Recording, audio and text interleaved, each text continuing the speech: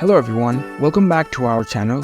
In today's video, we're going to show you the process of chatting with customer service on AliExpress. It's a very simple process and we'll guide you through how to do it. Let's dive right in.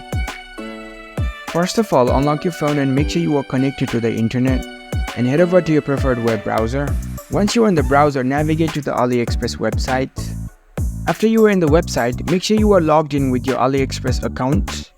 Now, in order to chat with the customer service, first of all, you need to go to your profile section. Here you can see the profile icon at the top right. Tap on it. Now scroll down to the bottom. Here you can see Help Center. Tap on it. You can find different frequently asked questions and other help options. Now in order to chat with the customer service directly, here you need to select Online Service at the bottom. Tap on Online Service. Now in this page, you can see the option Chat with Agent Now at the bottom. Tap on it.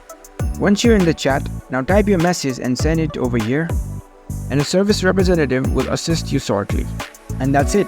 You are now ready to chat with AliExpress customer service right from your smartphone. If you found this video helpful, don't forget to give this video a thumbs up and subscribe to our channel for more tech tips. Thank you for watching.